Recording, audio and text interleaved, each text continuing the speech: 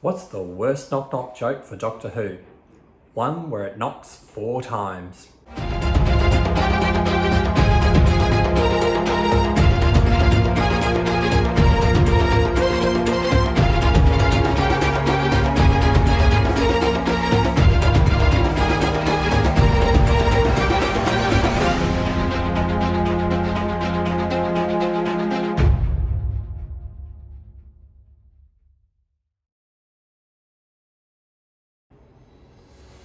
Hi everyone, welcome back to my channel. I'm Jamie from Think Geek Theory, and today I'm doing a Doctor Who video, if you haven't guessed from the bad joke before. In this, I'm going to talk a little bit about the range of toys that came out, and then talk a little bit about and show off some of the things I have in my collection as well. I only took a few things, instead of showing everything, to try and keep this a short video as well. But if you are interested in some of the content I make, this will be my 3rd video. So subscribe, hit that like button, all of the above, which is below, and subscribe up to my channel for more videos coming soon. So today I want to talk about Doctor Who. Now, Doctor Who for me was one of my best sci-fi shows. So when I could start collecting toys and figures about it, then I loved it. But it doesn't mean I don't like other sci-fi, so I'm also a Star Wars, Star Trek, like other classic sci-fi series as well. It's just that Doctor Who was one of the only regular TV shows that was on for me when I was growing up. Growing up in a small country town, our TV shows were often delayed, so we never got them when they were first released and very limited. So Doctor Who was one of the only ones on our ABC, Australian Broadcasting Corporation, our national carrier here in Australia, that had the TV show on. So of course I watched it and fell in love with it. So Doctor Who is one of my favourite sci-fis, but it's not my only favourite sci-fi as well. So today I just want to talk briefly about the toy lines and show off a few of mine in my collection. Doctor Who's been around since 1963, so the toy line has been evolving since the 1960s, where it was very small. It had more like on back of cereal boxes and other little releases like that, and some other big ones. There's some great videos on YouTube about some of the history of the toys that you can watch as well, to fill in the gaps. But it really evolved and changed a lot of hands and different properties as well. So it really started back in the 60s, and some of the 70s and 80s toys were a little bit bad, but for their time, and some of them become really great collector items today onwards.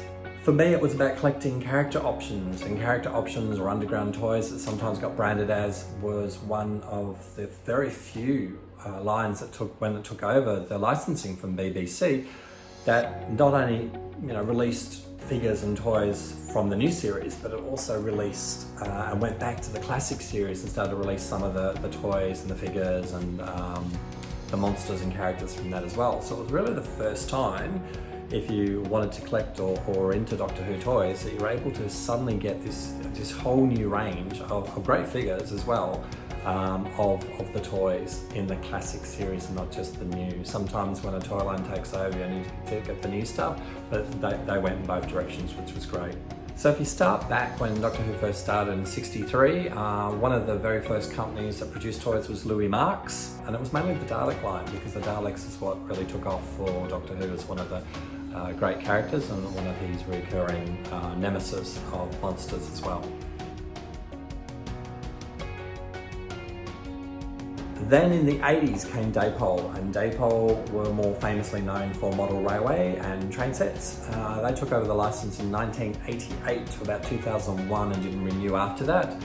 They were famously known for their first couple of figures that they released in their series. They had 3 which were released with errors. 1 was a playset and 2 were figures. There was a Davros figure that was only supposed to have 1 hand when he was shown in the TV series. He only has 1 hand active and doesn't have another hand. They made it with 2 hands. There's a K9, the little robot dog. His colour is a grey, but they released it as a green. Then they released a TARDIS playset, and then that one was the console in the TARDIS was supposed to be 6-sided. They made it with 5. So they're more famously known for those. The other thing they did with the toy line is that, again, it was the 80s. It wasn't that great, it wasn't that bad, but when you see some of the figures and you see some that I have, you know, compared to some of the figures today and the articulation and all that type of replication in the face and things like that is much better. Back then they produced some figures which, yeah, don't really look like the characters. They also produced one of the characters without some of his clothing etched on. They also got the height differences wrong. There was no attention to detail basically as well, but it was the first time that you suddenly got a few of the main characters and main monsters come out into a collection and you're able to buy them. There are other companies and toy lines that happened between the 60s and the 80s and to today, which again, as I said earlier, probably good to do a more full-on video. The main one that really came out was the character option. So they took over the license in 2005 when the new series started. And as I said, they were able to produce figures from the classic and also from the new series as well. And they still hold the license up to today, I believe, and still producing, but they have given a little bit of a license to another company as well. Another great one that was good for collecting was Eagle Moss. Eagle Moss are famously for producing a magazine and producing a hand-painted or sculptured figure to go with that magazine, or you buy and build from it as well. Eagle Moss did a release of Doctor Who, which is still going strong today. I think they only planned to have 80, but they're way on truly over 100 and growing and growing. But they produced 3.5-inch figures, under 4-inch figures, which were all hand painted and sculpted. No articulation, but just the hand sculpting as well. They also did a special release of a couple of the bigger figures as well, keeping within that size frame. But they had a series of releasing special Daleks as well as their magazine and stuff like that. So that's quite a collection as well. So without further ado, let's get into seeing some of the things that I have in my collection. I've got some Daypole, I've got some character options, are mainly my two ones, and I will show you some of those right now. In the Daypole collection, there's a few good ones that are notable. I mean, for a toy line that came out for the 80s, kind of okay, but some of the figures were just not really good and represented well. Others, a couple were spot on. Probably the best one was the Ace figure, which was a companion, for those that know Ace of the Doctor, of the 7th Doctor. And yeah, this one was a good representation of her. She came with a bat, and she also came with her own backpack as well. So that was a good representation for that. K9 is probably the other really good one. Now, this is the one where they released a green version rather than a grey, and this one had a little bit of movement. So if you actually drew it back, it could actually run across the table. Moving head and moving tail, which it doesn't kind of play well today, probably the surface. The other thing about the packaging was they did some variations of it. So one that first came into view was the sort of rainbow vortex type of style, and this one was released with just a figure at the back showing what you could actually get in the range as well. It also gave you a nice little list, sort of follow what Star Wars packaging used to do, or at least to list all the other different toys or figures you could get as well. The second sort of carded type of figure was very plain on the back, but still had that list. And instead of doing like a rainbow vortex, it had the stars and a different type of logo for the property of Doctor Who. They did a range of Daleks. They had black, red, different ones. They had a glitter one as well. The final sort of carded version that I know of is the sort of the late era of the old show with the logo, and having a photo of the main character. On the back, they actually had photos of the different figures and items you could get, but not as the toy line actually cut from the actual show that they were shown in as well.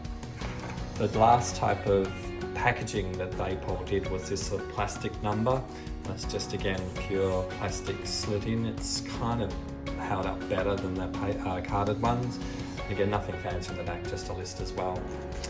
The other great item that I talked about was the one that Daypole did wrong was the Davros with the two hands as well. Was one of their best errors that they made for this figure. So they released it later, I'm not sure if you can see there, but then, you know, they corrected the mistake for Davros, the character only having one hand. But I was able to score one with two hands, so that was good as well. They had a gold Dalek as well. So, you know, they slightly changed up the versions of the Dalek as the line went on, slightly, and just added little differences to it as well.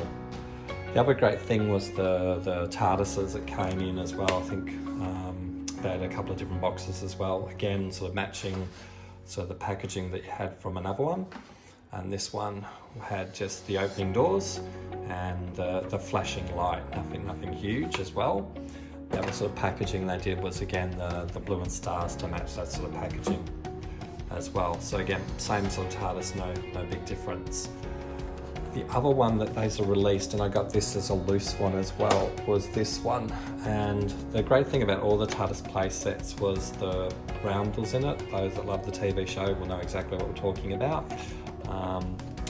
It also was able to be pulled apart, because what you could do is then create in a play set your own sort of TARDIS interior by pulling apart the TARDISes and then connecting them up and having what was a TARDIS console release play set or a TARDIS play set, and then you could just add these things at the back, and if you had more you could add more, etc, etc. So that was a nice feature of it. You could actually pull them apart and create something out of them and put them back together again. So this is one of my favourite ones because it covers from episodes of the classic series I really liked. They had a robot from the Robots of Death. They had one of the Daleks from the Destiny of Daleks. Not the best Dalek story, but still enjoyed it. And then Tom Baker, and then the mummy, one of the mummies from the Fourth Doctor one as well. So they did a lot of these sets, and a lot of them would also combine different characters and different monsters, or a whole suite of them, because each time a monster or a figure got updated, they would update it from there. But the packaging is always good. They all gave you a bit of information on the back, so it was a good thing to have. One of the other best ones that I have is the Dalek Collector set as well.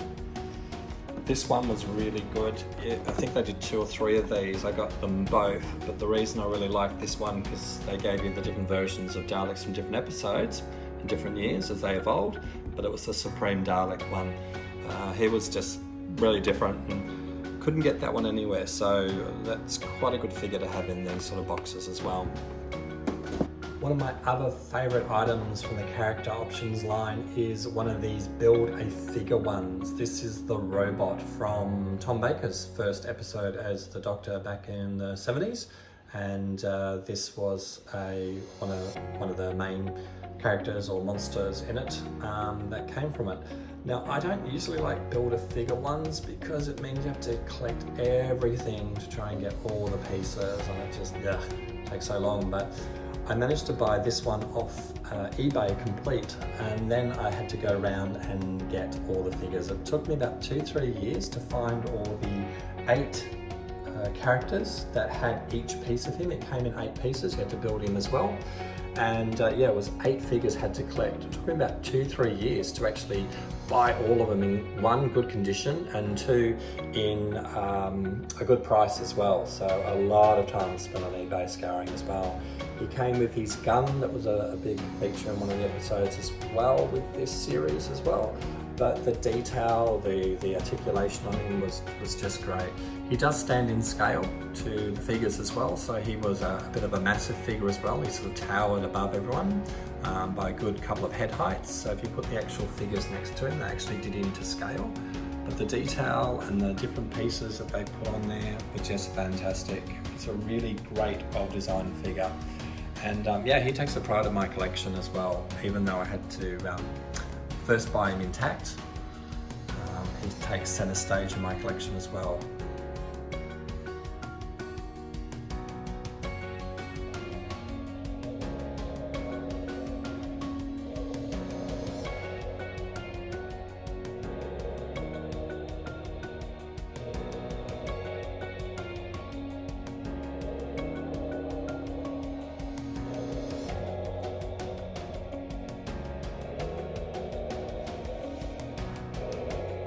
Well, that about wraps up my video for today. Thank you everyone for sticking through to the end and allowing me to show off some of my collection. Again, I've only shown some of the items I really like and not all of my items as well, so I might do another video showing part 2 of my collection, see how we go. If you have any comments, please feel free to pop them down below and I will get back to you as soon as I can with any questions or any comments that you make. Hit that like and subscribe button down below for more content, and remember, keep thinking geek.